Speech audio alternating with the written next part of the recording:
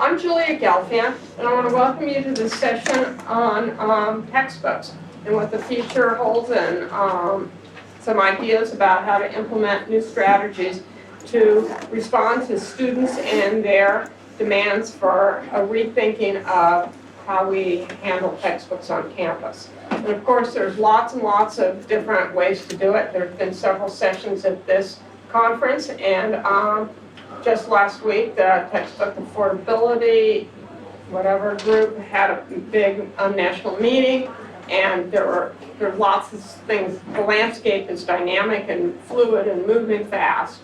And I hope I assembled a really good panel of representations of different potential responses.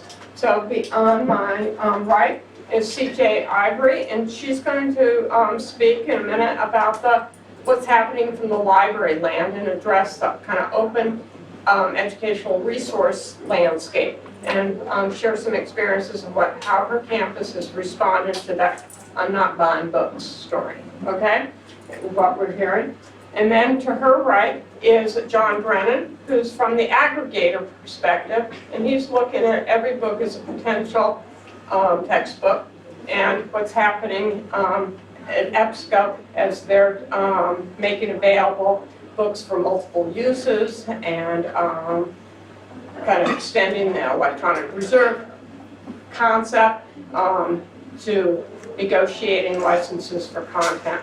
And to his right at the end is a new person on the horizon to us in the library land, but a very important person, and we probably all have members of his team on our speed dial. And that is Len Scogans, who's here from Barnes & Noble Academic Books. And he just tells me that in the last 3 to 4 years, the number of Barnes & Noble bookstores on academic campuses has multiplied at close to 4 times. So it's really growing, and many of us have our own experiences about what those bookstores have become. And he's going to share a little bit more about the responding to the consumer experience, to the student and to the institution about servicing academic needs, and what those options look like.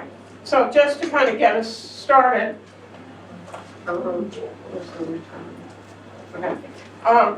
the impetus and background for this was I was just getting students. I'm a science librarian and engineering librarian, and people are just coming and saying no. You know, $190, $225 for a chemistry book or a chemical engineering book for a course they didn't even like, and we're on the quarter system, and it went fast, and they didn't use very much of it. What's the problem? And I kept telling them, well, I really feel the faculty's been educated about this. They know what the problems are, but it's probably to your advantage to invest in the book and then sell it back if you didn't like it and don't want to retain it and apply it for its next term's grades, next term's needs. But that's not a model this generation that subscribes to 14 Netflix options and lots of phones and streaming this and that and the other wants. So the idea is that the textbook should be part of their student fees, and they're looking at ways to, they're just resisting it, even if it potentially is threatening in their academic success. So we're really seeing a pushback. And so I've begun to explore lots of options, and in an R1 institution, what do we know? That a lot of faculty, they definitely don't like what's on the horizon for textbooks in any form, commercial or open, and they're looking at, do I really want to spend the time to do this myself? And then I point, well, I only have, gazillions of materials here for you to choose from, put your own thing together from our collection. That's too much work. So, it just spins out of control. So we're kind of looking at that. Plus changes in higher education with distance models and lots of other things in the landscape. And I think we have to also address that the current generation of students, which according to the Chronicle of Higher Education is in short supply right now, but still the big thing is they're coming from high schools where all their textbooks are packaged and on a tablet, they're given that, and they load it, and they've got everything that they have phone or tablet access to. And so that's the mentality that I think we're going to see more and more of. So just before, it forces us to address lots of ways to respond to this, and I think it's going to be an ongoing dilemma for some time as we sort of iron this out. But every book is potentially a reference book, and every book is potentially a textbook, or parts thereof. And so we're really looking at how to think that. I think we also have to admire and warrant that there's different teaching styles and different disciplines, and a team approach to teaching is more and more common. And we also have the flipped model that is in effect as many campuses are redesigning classroom space and how they're teaching. And especially in the sciences, we're seeing this application used more and more. And we're also looking at incentives for faculty to rethink their teaching, and from a lecture model to a more inclusive project-based collaboration, reinforcement, things like that. So time is of the essence, basically, in terms of selecting content and having it ready for the next term. We're always sort of one term ahead of where the student is, and then we're dealing with it the day classes start. And we're also sort of blamed for the forensic element of what happens at the bookstore. The bookstore orders go in a term early.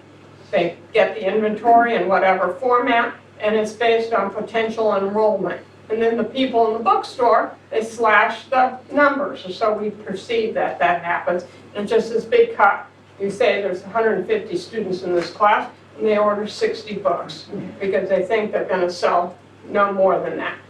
What happens? Enrollment shoots to 180, or they have 220 on the wait list or whatever, and they show up and they want the book. We don't even buy, if I buy one book and put it on the reserve list, how does that satisfy 220 people?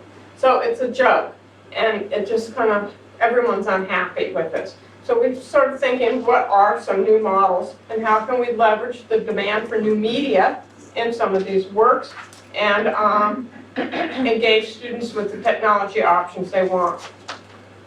And finally, I hope these speakers give us some greater insights into what this really will mean. So, as I said, we have somebody on the library side who's obviously far more advanced and proficient at what the open options are, because my library just thought, isn't there another unit on campus that can respond to this? Or do we have to take this lead? So we're, there's a lot of angst there, and I think probably at a lot of places.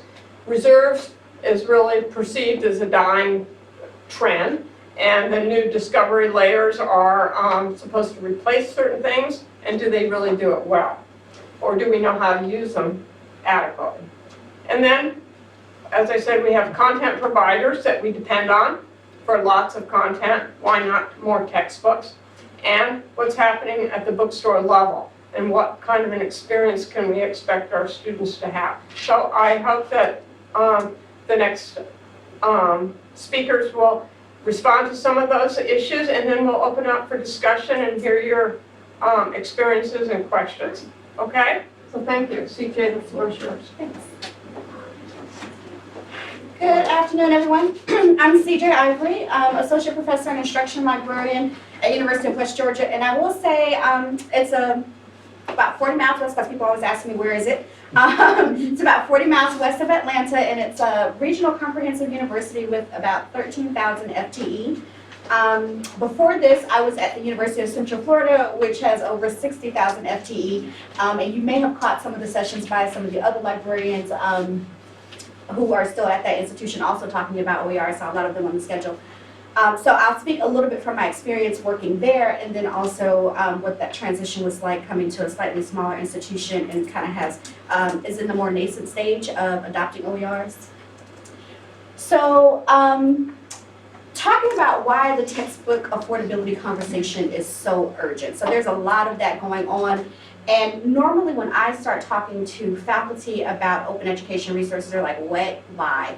And so a part of that is educating them about what open education resources are, but also what some of the real implications are for their students and for the institution. So this chart you're looking at is a sample size of about 22,000 Florida students taken by the Florida Virtual Campus, which has been doing quite a bit of a push to adopt OERs in Florida. And it says that 67% of students at some point has dropped, failed, or withdrawn from a course because the textbook is too expensive.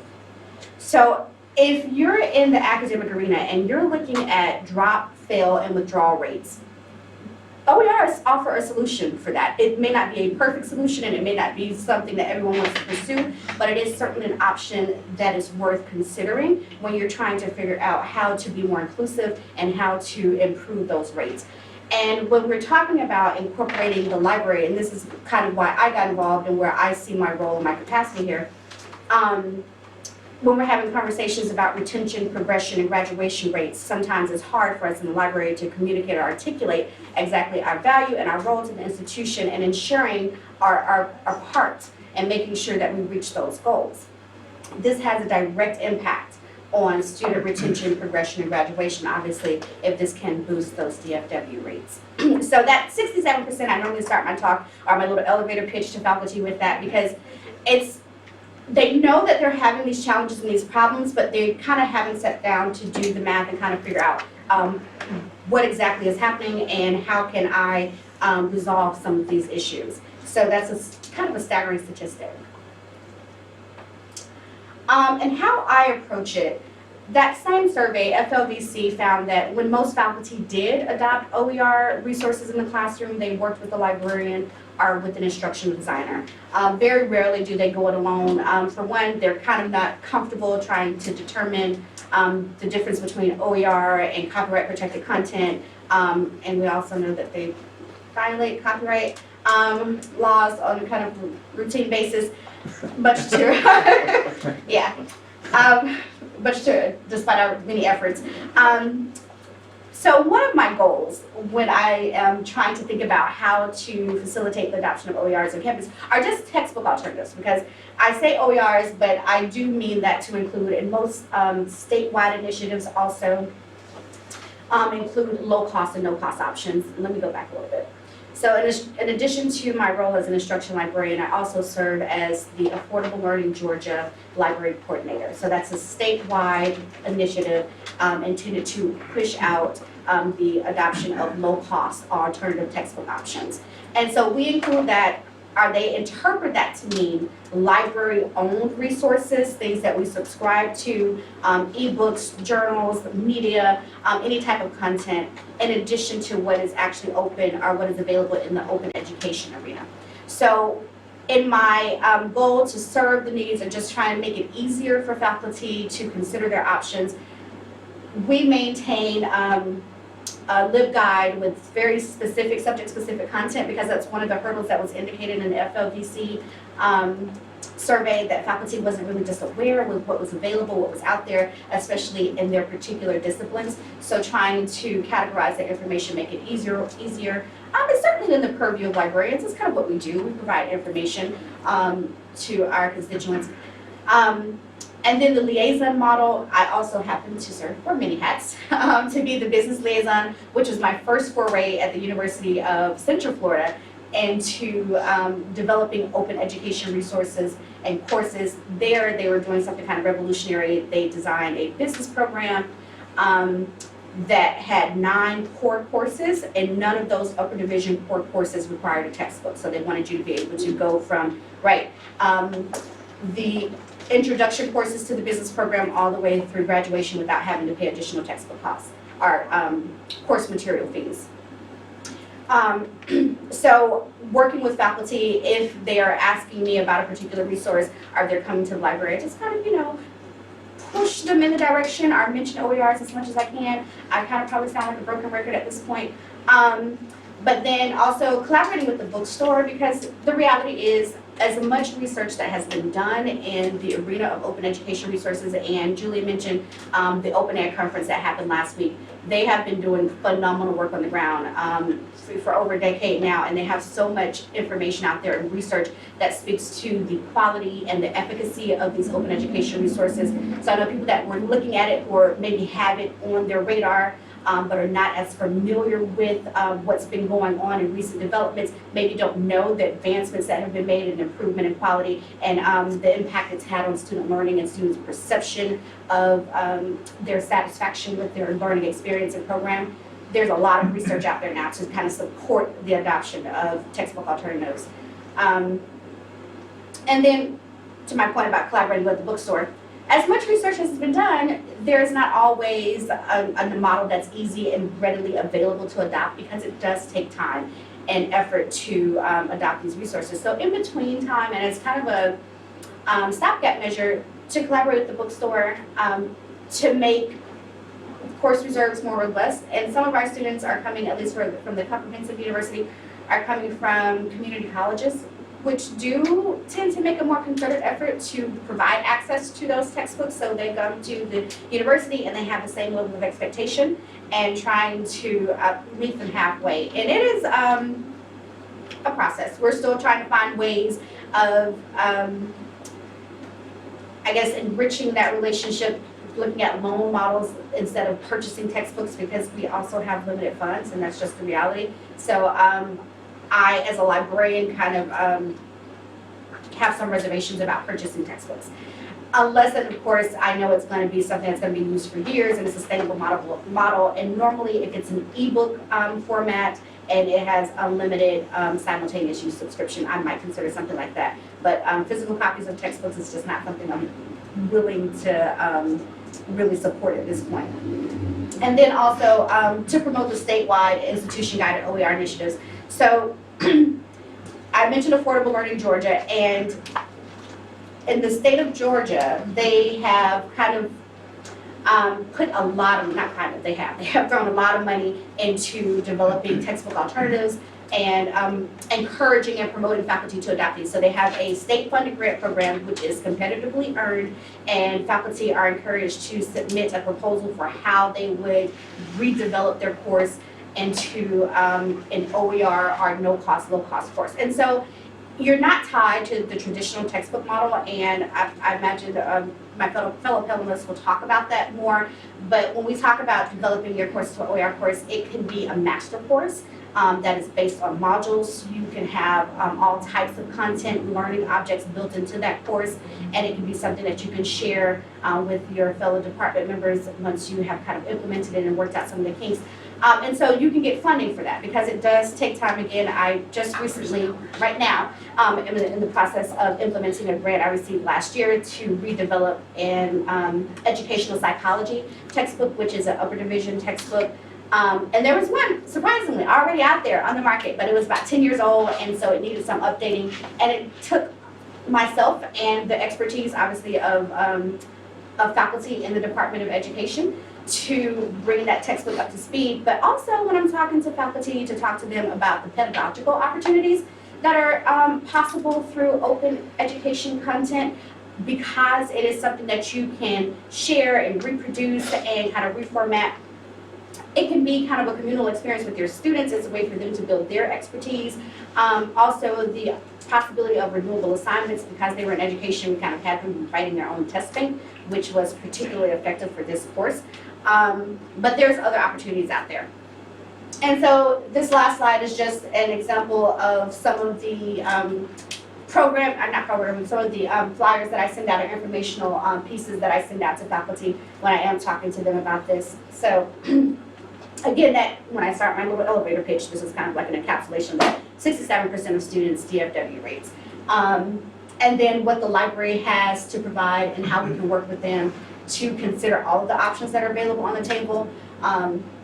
And some of the options are also, a third-party company that maybe doesn't necessarily provide open education resources, but they also understand that textbook costs are a serious hurdle and they're trying to just provide more affordable options. And so in our case, we consider low-cost options to be anything under $40.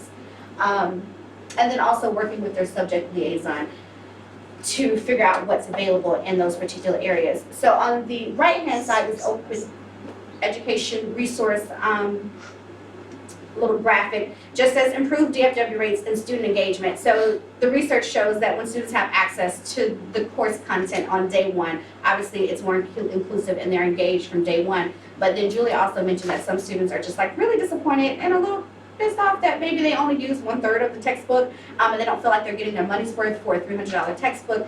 And so the little turquoise square does point to the open. If you go to the OER research toolkit, they will lead you to some articles that show that students do report increased satisfaction with their program and with their learning experience due to the adoption of open education resources. And then also, obviously, if low SES students are disproportionately impacted by the cost of high textbook costs, they are also disproportionately impacted when you adopt these open education resources. So they do see more significant gains than students who don't rely on Pell Grants or who don't have an academic need.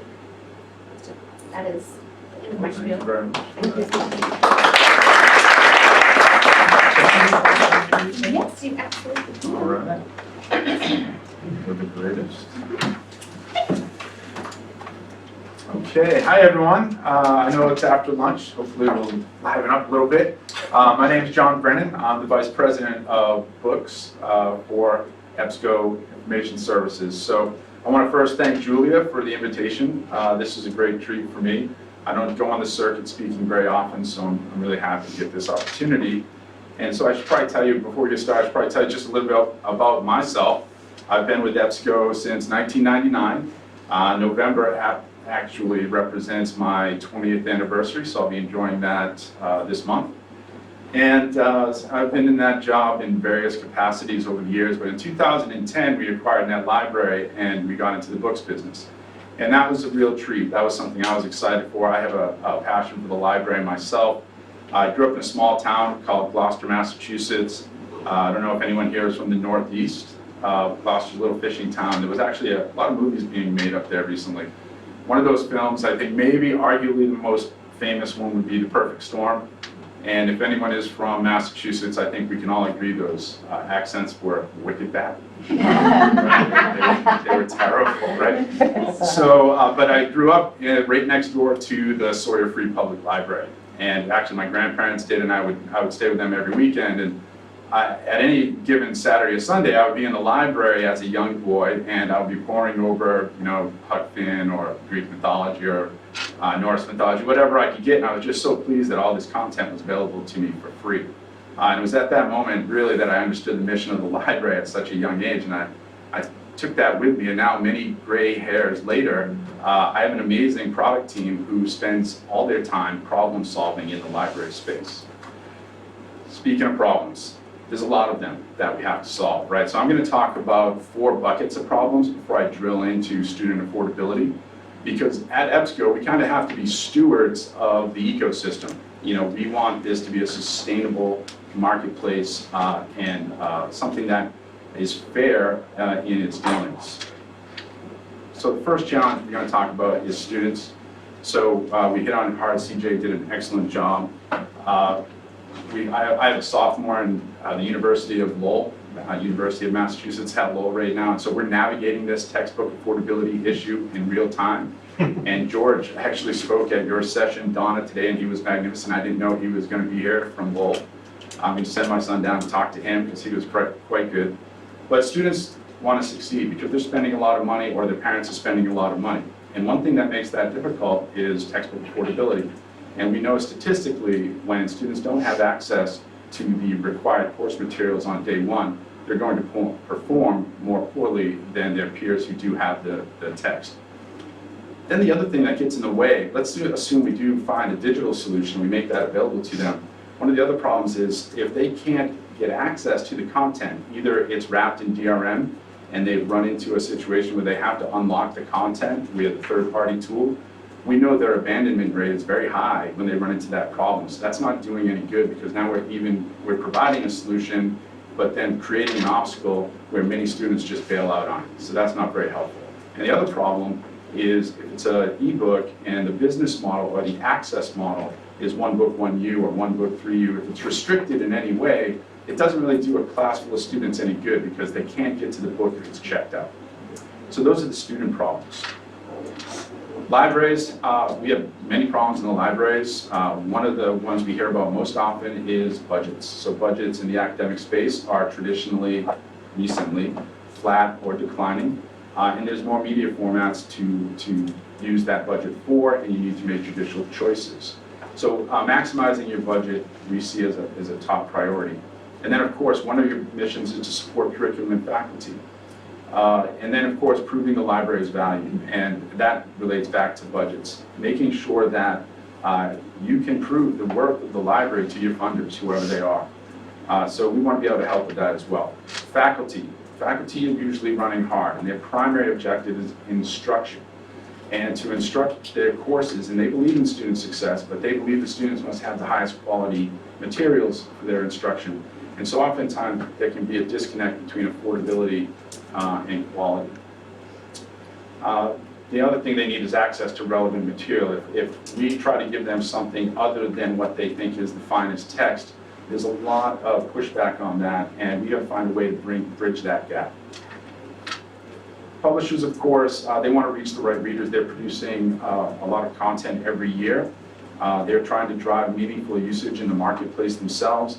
And in the end, they're primarily businesses, some for-profit, some non-profit, but they can't get involved in business practices that would ultimately put them out of business. That doesn't do libraries any good, it doesn't do us any good, it doesn't do students any good for that group of publishers to shrink. This right here frames up the market problems that, as the VP of product for books, I take a look at. There are other things, but primarily I'm thinking in these 4 buckets many times. Now, to get into the students a bit, one of the things at EBSCO that we do very well is we build discovery services. We're incredibly talented at building, at ingesting hundreds of thousands of units of content via metadata, and then enriching that metadata and adding a lot of value to that metadata so that when we index the content, the finest results bubble up to the surface. We use that premise to build EBSCO Faculty Select. We had the backbone already. We just had to do some work to aggregate the content and index it in the right way. We think we've done something good here. With Faculty Select, we've created a single point, the user interface, where faculty can search OER materials alongside a lot of available DRM-free, unlimited user ebooks, all in one place. I know that traditionally that has been difficult. You spoke about it a minute ago. Finding OER content reliably and easily has been a challenge. Well, we're going to make that easy. Once you find it, you can actually, if it's a DRM-free ebook that your university does not already have access to, you can easily connect with your library right through the portal to request the text that you want, and well, it's always going to be unlimited, so not quantity. You can request the ebook that you want. We actually, with a very easy setup, you'll be able to send the email directly to the library acquisition team. That team opens the email. There's a link right into Gobi that brings you to the title, where you can acquire the title and on you go. It's really that simple. This provides a place for the faculty and the library to come together at the point of selection. It's a powerful opportunity, I think. One of the things we're going to talk about in a minute is the gap between faculty's understanding of how to use the library and the library's ability to lure the faculty in. And EBSCO does the work. We make sure that we have indexed and curated this collection so there's no noise in the result list. You'll never find something in there that's not user unlimited use or DRM free or OER. We take all the guesswork out of it for you. And actually, this says more than 200,000 unlimited user DRM-free ebooks from EBSCO eBooks, Wiley, Taylor Francis, our friends in the back, and Cambridge University Press.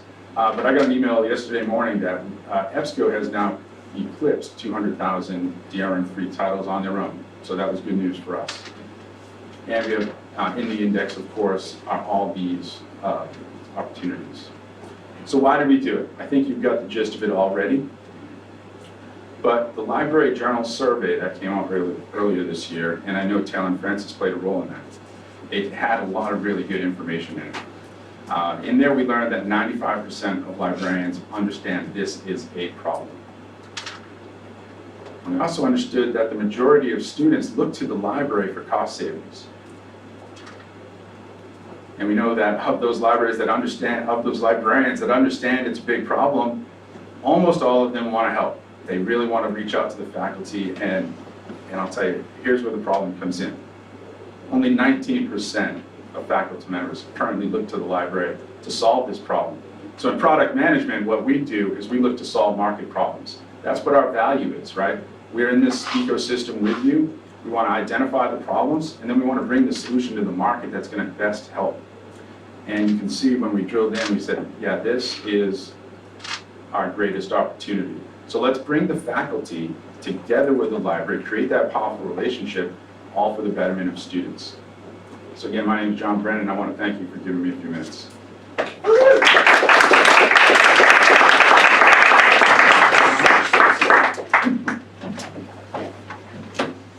Chairs.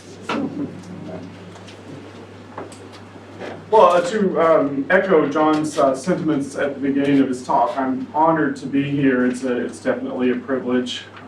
My background, I started working for my college bookstore as an undergraduate 30 years ago and have continued.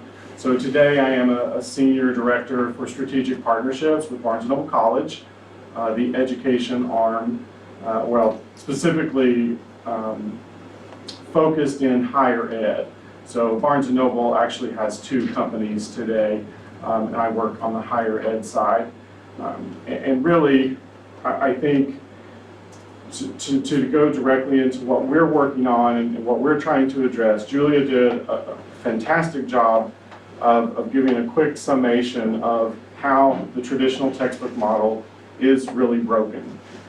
So prices have escalated and escalated and escalated, and we could talk all day as to why that happened, but prices continue to escalate, and the traditional ways of saving a student money on a textbook have also really eroded. So used textbooks, while they are, and they still represent a tremendous potential savings to a student, the scale that we can bring has really been greatly diminished because the materials that most courses and most faculty and instructors are using to instruct their courses are no longer just a flat textbook. There are a lot of digital components, there are adaptive learning materials, and those types of things have no value once the student has completed that course.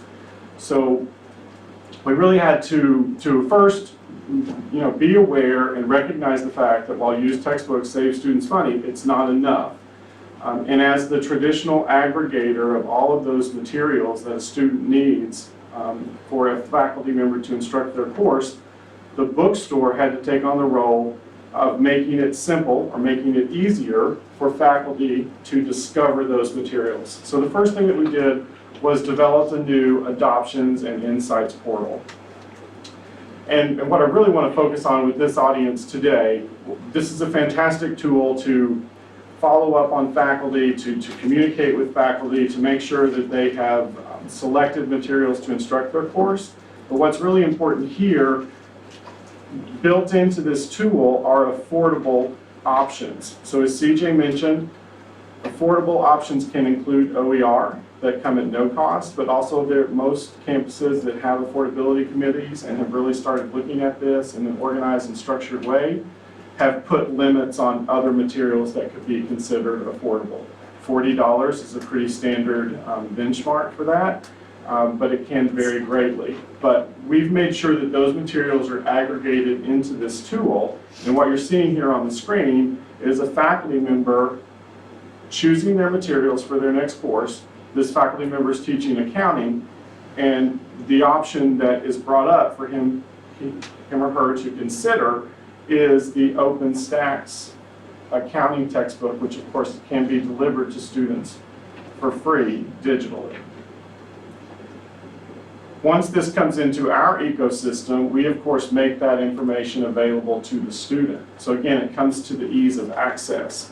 Students are typically going to have to go to the campus bookstore to find some of their materials. It's also generally the place that all of the information about what's required for their entire course schedule is aggregated.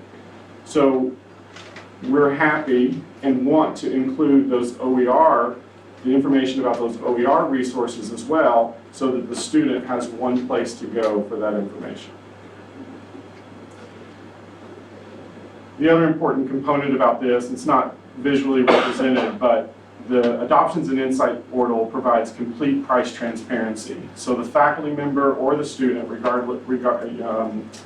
depending on which user is accessing it, they have all of the format options that the materials are available in. So print, digital, rental, new, used. They have the availability, information regarding all of those format options, as well as the price for each of those options, so that the faculty member and the student can make a decision about which format for this content that they've decided is the best material to use to instruct that course. They have full transparency on what that's going to cost the student. And then again, I think Julia also did a great job of introducing this concept. We happen to call it First Day, but it is an inclusive access model where materials for a course are delivered 100% digitally directly to the LMS. The benefits of this, and CJ spoke to how much better and how students perform better when they have their materials on the first day of class or day one of class. Thus that catchy little title of First Day. But we know that if students have their materials before their classes start, there's no barrier to them beginning the learning process of that course. And it also takes the stress off of obtaining those materials away. So this program typically saves between 40 and 60% off of a traditional textbook by delivering it digitally and delivering it through the LMS to all of the students enrolled in the course. It gives us power and leverage with the publishers, and it gives the publishers an idea as to how their business will continue to grow and evolve by using this model. Because they're, as John mentioned, that they need to have a sustainable model as well, and so that means getting students and learners into their ecosystem, and so this is important to them as well.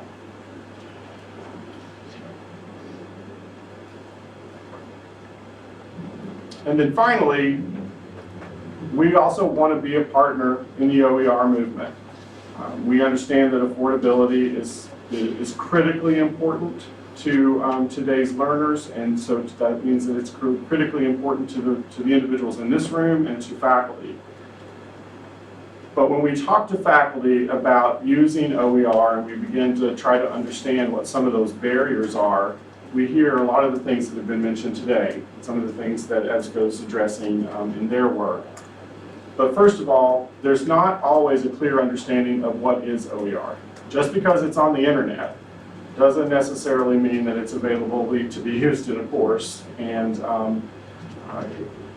used in this fashion. So there's some definition and understanding work that needs to be done there.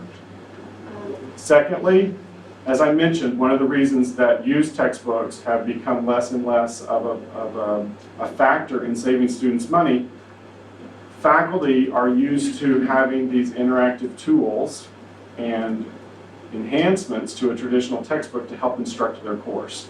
So many times OER material, traditional, in the early days, the OER material didn't really have a lot of access to test banks and interactive material. Today's learners like to engage with videos and other how-tos to understand what it is that they're reading about. So that lack of faculty support to manage and navigate the course, as well as the lack of interaction and engagement tools from the student perspective, made some faculty resistant to move to an OER product. And then again, CJ mentioned the copyright concerns, certainly, but also the quality of the material. So what we've done in the bookstore, first of all, we've formed strong partnerships with the leading providers of OER content. Today in our adoptions and insights portal, you'll find material from all of these OER providers.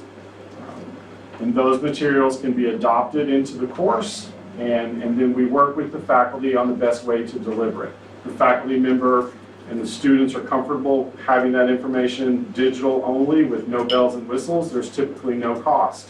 If they feel like some interactive tools and a courseware product will make those materials more effective, then you move to a Pan Open or a Lumen product, as well as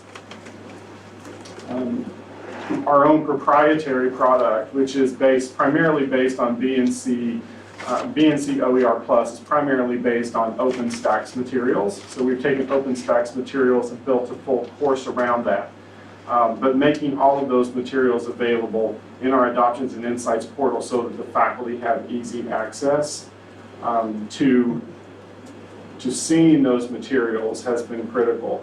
And what we have done now as well, we try to get an audience with the university library, because we want them to understand that this is a potential resource. Faculty are already expected to go to a tool similar to this to turn in their adoptions for every semester. That is a typical faculty bookstore relationship. And by alerting the librarians and the resources in the library that this tool is available and has access to this resource, can be very beneficial, we believe, to expanding its use. And that's it from me.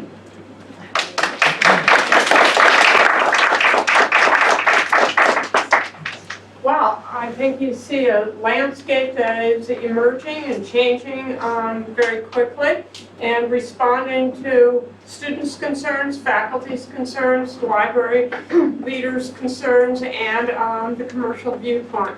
So when I ask my graduate students, who are the core, what's the core sourcing of your publications? They all raise their hand, oh, they know everything, right? Cengage. What's it? With the P, Pearson. That's the textbook side of the house, and that's what they knew as undergraduates. So it's really changing, and as we're using more and more content management systems, and the library has more of a role in putting content there, we see additional options. So this is a discussion. We hope that you will please raise questions and share experiences in the remaining time. And if you'd like to direct a question to one of our speakers, please do so. But please introduce yourself as the session is being taped. It's in the back. Start there. Good afternoon. My name is Dama Shah. I'm a Director of Product Management for Faculty Select at EBSCO. And I had a question for CJ. And you talked a lot about how you work with faculty, and I'm just curious if you could share with us, how are you reaching out to faculty, how are you getting them on board? And then the second part of my question is, those statistics that you share with them, I'd be curious to hear what their reaction is. Surprise. It's one thing to kind of experience it and know it almost on a subconscious level, but then to be presented with the facts in such stark numbers, it's like, oh, I know it's a problem, I just didn't know how severe the problem was. And trying to make inroads with faculty about anything is always an uphill battle for librarians, it seems. But specifically OERs, as they mentioned, the awareness about what exactly open education resources are, what the pedagogical affordances that they allow, is certainly new terrain for a lot of people. I do recognize that most of my newer incoming faculty are kind of more familiar with it. It's my faculty has more experience, has been around a little bit longer. do need a little bit more of an education in that area. But one of the things that I try to do is to partner specifically because the University of West Georgia has the grant opportunity there, is partner with the Office of Research and Sponsored Projects, which is responsible for bringing in our shepherding faculty through the grant process. So offering workshops in partnership with them, because that for our faculty is a big selling point. It's a line item on your CV. It's grant funds for your department. So you can potentially, with this grant funds, support graduate research positions if you needed them. You could get a course release because who doesn't want a course release?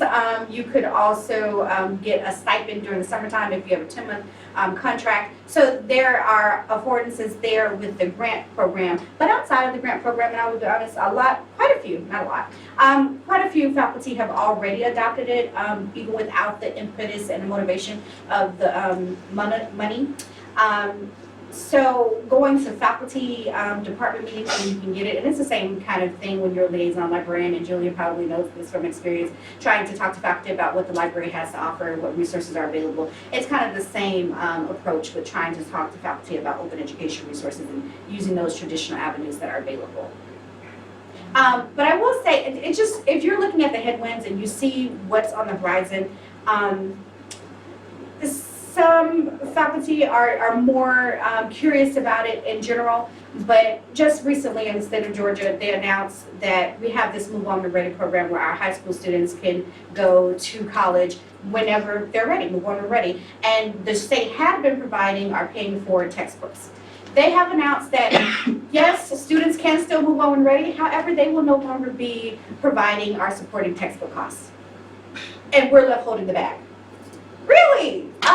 Where are we going to get that money from? So that now is going to be a new talking point. This is like, we have to make up this difference somewhere in our budget, and we all know that we have these flat budgets, so what are we going to do? I think you had a question? Yeah, I want to Can you congratulate. introduce yourself? Oh, I'm Allinclusive from REX, and I've been going to OER sessions and reading about it for a number of years, and I think this is about the first time I've heard discussion around advocacy, and something more than just a discussion about price. You mentioned the statistics you did, that 67% of students surveyed reported at least one DFW experience due to the price of the textbook. I think it's interesting also to think about, or to be interested to know what the percentages are of the success rate for OER users versus traditional textbook users, and how those rates compare. Len mentioned that there are increasing number of sophisticated adaptive learning and other tools that are being provided by publishers of peer-reviewed content. So last year I went to a session here on OER, and there was a discussion around one of the solutions that was provided was that a school was offering a $1,500 scholarship for any faculty member who would write a replacement textbook. And when the bar is that low to create content, it really raises the question of how do you separate the wheat from the chaff? And given that the mission of libraries is to curate, acquire, and provide the highest level of scholarship and most appropriate types of materials and content for use in their institution, I'd like to hear more about how libraries are helping to provide that vetting and that separation of truly qualified content versus the material that's sort of thrown together for $1,500 during a summer break. Yeah, that's a really great question. So I know that normally from the academic side, that's the part that faculty is most interested in. What level of quality is this content? But I will say that recently there has also been a lot more scholarship talking about what you should be considering or looking at when you're talking about what constitutes quality material. And as a librarian, I provide access and kind of point faculty in the right direction, but I am still also relying on their content expertise. And so this it's often very much a learning experience and opportunity for me when I'm working with faculty to redevelop the course. Because I will suggest something, and it just may not be appropriate for the course, or it may not be the level of content if it's an upper division course, especially for those upper division courses. I will say that what's available on the market right now for introductory level courses is really robust and it's really solid. OpenStax is one of those institutions that has kind of put in the legwork and made sure that the quality and the content is up to standard. I'll speak for the University of North Georgia, which is a university press that's also kind of sponsored through Affordable Learning Georgia. If you're publishing your textbook through them, it is an open education resource, but it is also a peer-reviewed resource. It goes through peer review before they publish it. So there are some really credible facilitators out there of this content, and I would normally point faculty that first to them. And then when you're getting into the upper division courses, I will say it's a little bit more of a challenge, right? Because those courses by default don't have as wide a readership or as wide a use, and they tend to be more niche courses, and you are relying on the subject expertise of the faculty at that point. So it really is a partnership between the faculty, and I see the $1,500 kind of motivator. It's probably not, I don't want to conflate price with quality, right? So yeah, they got $1,500 to develop the course, but did they do a quality job? And I would leave that up to the faculty member who is adopting the resource. I can point them to some common criteria for evaluating, the same way I do with my students when I'm teaching information literacy, for evaluating the quality of content, but I would still rely on the expertise of the faculty member that's choosing to adopt that content. But also to your, I think, second part of the question was about the efficacy rate, and I will say there has not been any. I would like to say that students do 70% better with OER resources than they do without them. The difference is made up in the fact that they actually do stay in the class, and they do report lower drop-fail withdrawal rates, but as far as the actual grades, the distribution of A, B, C, D, F is pretty much the same. So that's kind of consistent, but the drop-fail and withdrawal rates are lower. So the grade distribution stays pretty much the same. If you, and they do encourage this, at least with the Affordable Learning Grant Program, or any academic or faculty member who is interested in student learning, will use an assessment tool that they use with their traditional textbook, and then use the same assessment tool with the OER content, and show that students still have the same learning outcomes and achieve the same learning outcomes. So it's pretty standard. I wouldn't say it's a significant gain, but you can maintain the same standard of learning. I'll just add one other comment, that I hope that we can resist the slippery slope of good enough, because that's not the mission of the institution or the library, and it feels like we're flirting with that line. Yeah. Please, Yeah, that's part of it, and for me, it's interesting that you bring that up. can you introduce yourself? I'm Pam Cooper, I'm with Cambridge University Press, and I'm with the HE team over there, not on the library team, so this is my bread and butter, has been for 40 plus years. It was interesting when you said, I was interested about two things just were mentioned, was authors were mentioned in this anywhere. And Well, we that's, think of authors and faculty sort of in the same boat. but from publisher's perspective, there's a reward, and that gets to this $1,500. To write a really good textbook, hours, days, months, years, and heart and soul. But at any rate, that's just one part of it. The other thing I wanted to get back to and ask you about is this $40. Where did that come from? I do some thinking about, what did I pay for my books back in the dark ages of the 70s? Morrison and Boyd, classic organic chemistry book. Big fat one color at that time that would take you through 2 terms of organic chemistry. I remember it was $20 because that was a lot to me at that time. If I do the math on the $20 through a CPI, that gets me to $122. Yeah. So I guess I'm saying is $40 sounds low to me for STEM. It sounds really good for HSS And do you take that into consideration? Where did it come from, the $40? That's a really good question, and I honestly wish I had the answer. The numbers are scaled from what my research did on affordability by discipline, like chemistry and economics because of fonts and the whatever, and art history because of the number of images increasing color, and those that had accompanying materials on the side increased the price. But we found that $40 was definitely a humanities, social sciences kind of situation, and it scaled up from there. So It's that been was kind of the baseline, but I can't imagine that you could reproduce anything in chemistry for $40. It's sort of been the pillar of our new aging program, is to make things affordable globally, and we try. We're not gonna get down to $40. But it also has scales, like the higher price tuition, the institutions also scaled up what the max was. And also there's correlations now being made with student aid packages and what the amounts are to allow students to have cash for books. From my perspective, I think the $40 is largely arbitrary, but it has become a benchmark. Standard, yeah, benchmark. Whether accurate or not, it has become that benchmark. And just to follow up on what CJ presented, our research as far as the completion rates and things like that are very similar to what she's saying. It really depends on having the materials at the beginning of the course. That's where you really see the difference. So whether it's low cost, affordable, free, or a traditional material, being able to get it to the student before they start their class at the beginning of the term, that is what's most critical to their successfully completing it.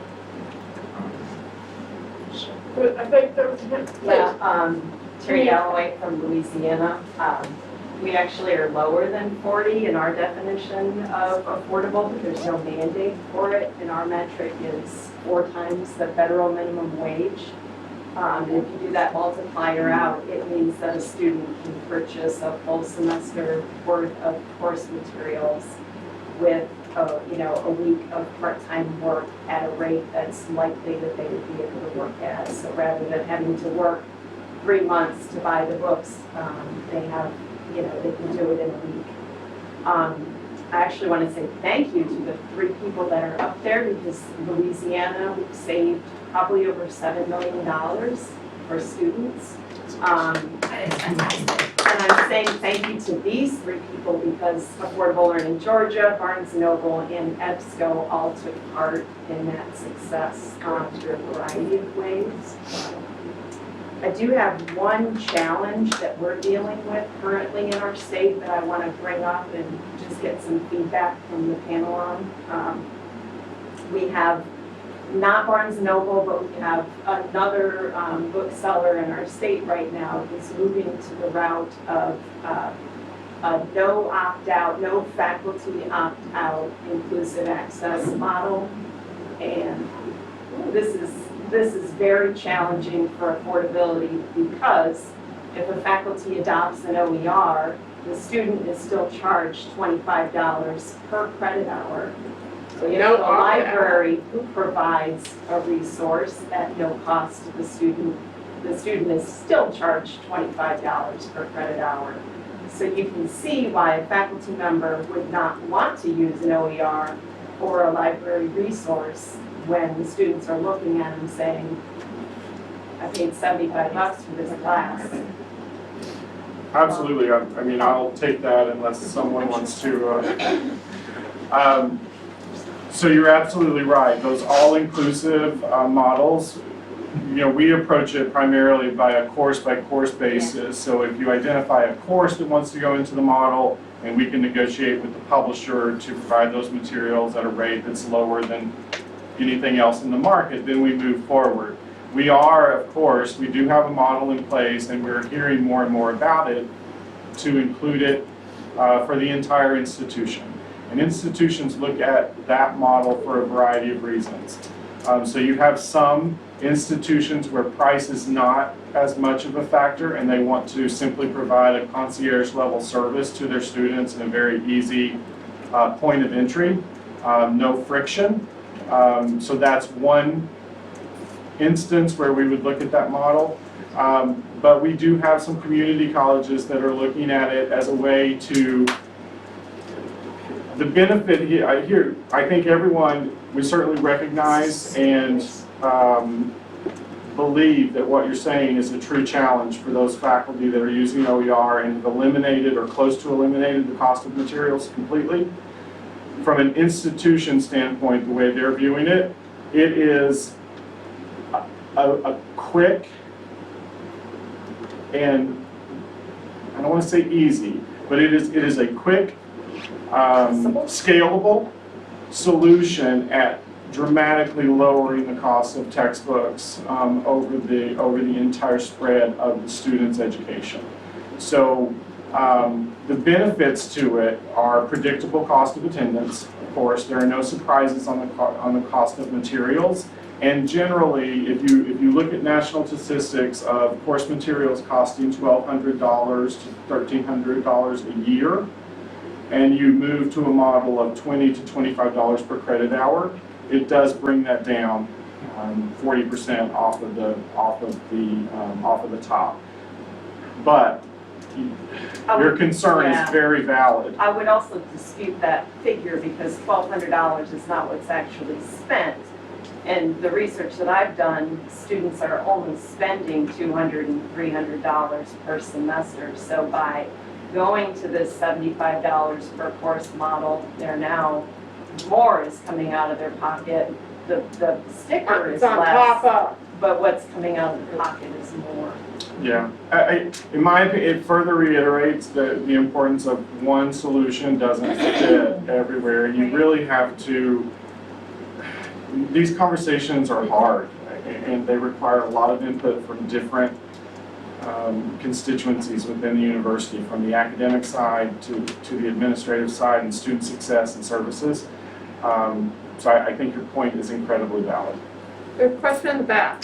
Can you stand up and? Yeah, sure. I'm Emma Shandor, I work at France. So my question is going to be slightly strange coming from function. I, a very long time ago, used to be an elementary school teacher, and then I taught in a university in China for a number of years. And what I used to do, there were times when a textbook was absolutely appropriate to use, and there were times when it was absolutely appropriate for me to make my own resources and to build my own resources using things that colleagues had, that other people in other schools had, and things like that. The reason for doing that was absolutely never, I was very lucky, I was not faced with massive, well I was faced with massive budgetary problems, because there are always massive budgetary problems in education. But the reason that I did that was not because of the cost of the resource.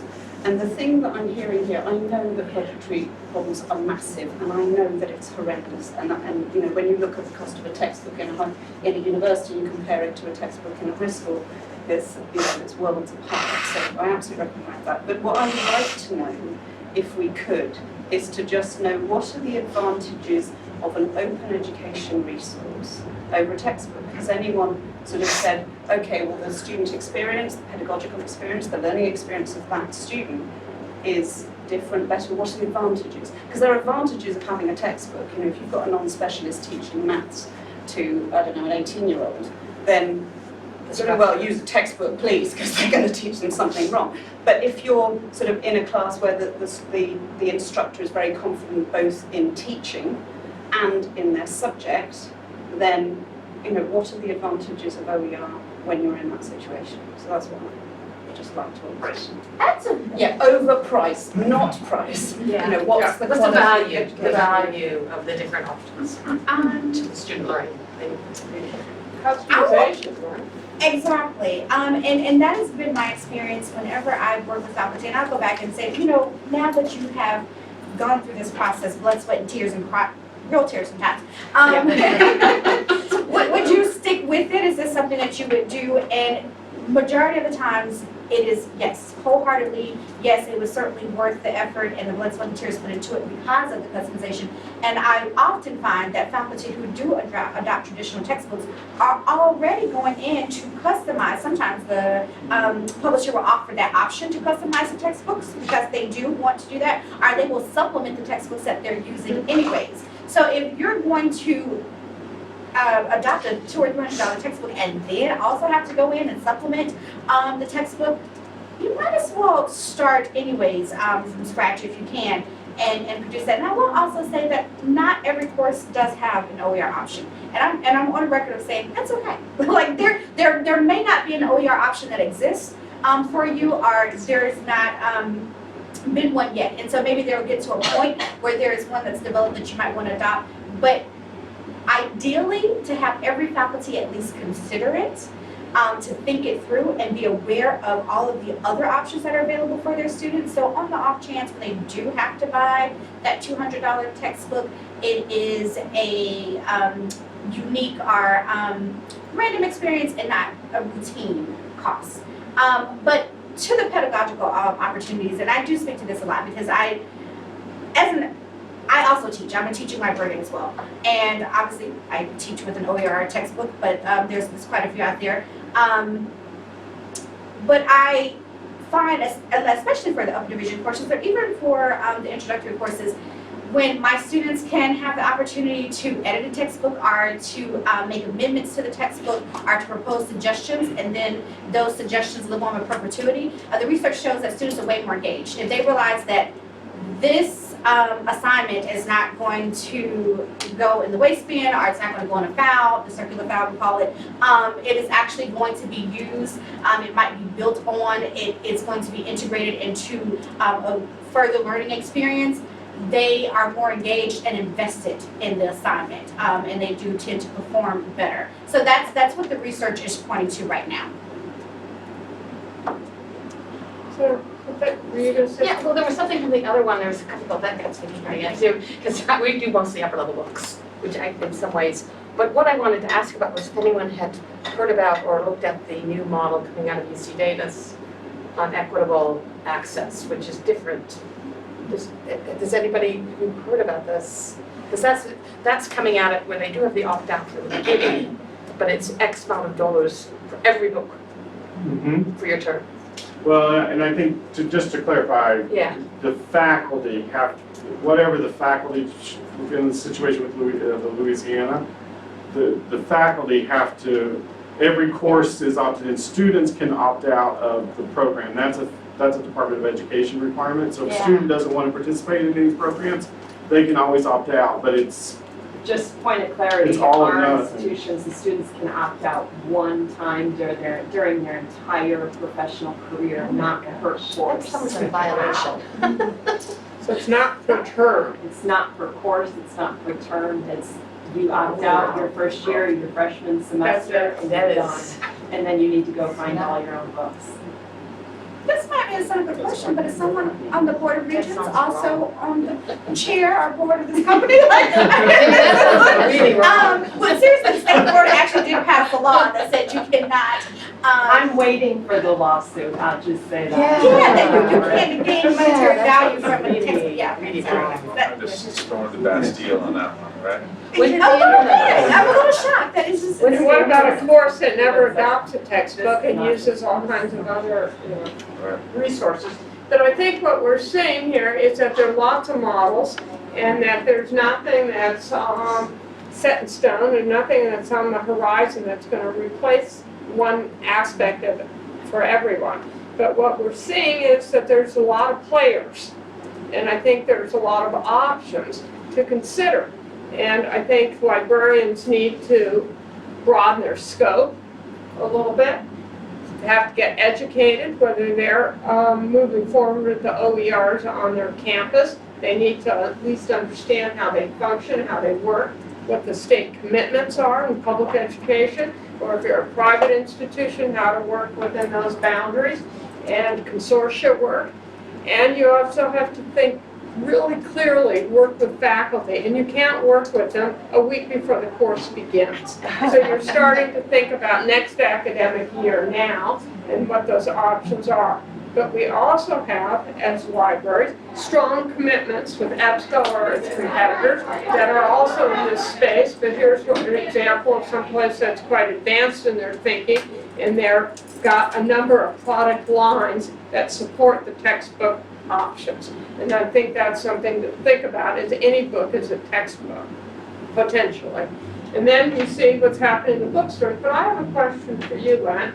So, should the library really be engaged with the bookstore managers now who are not basically traditional university employees, and invite them? Because I've never invited them to a library forum or to speak with my colleagues and I about what's happening in the textbooks.